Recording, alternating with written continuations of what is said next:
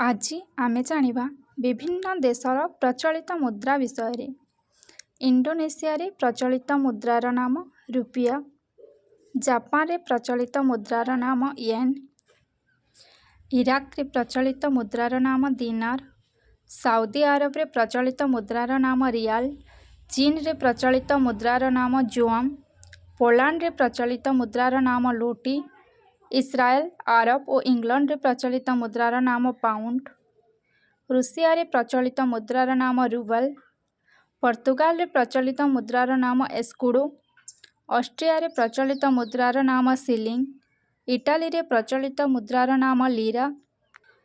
ଭାରତ, ନେପାଳ ଓ ଭୁଟାନରେ ପ୍ରଚଳିତ ମୁଦ୍ରାର ନାମ ଟଙ୍କା।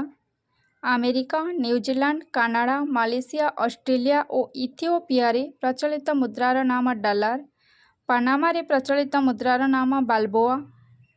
ବେଲଜିୟମରେ ପ୍ରଚଳିତ ମୁଦ୍ରାର ନାମ ଫ୍ରାଙ୍କ। ବ୍ରହ୍ମଦେଶରେ ପ୍ରଚଳିତ ମୁଦ୍ରାର ନାମ କ୍ୟାଟ।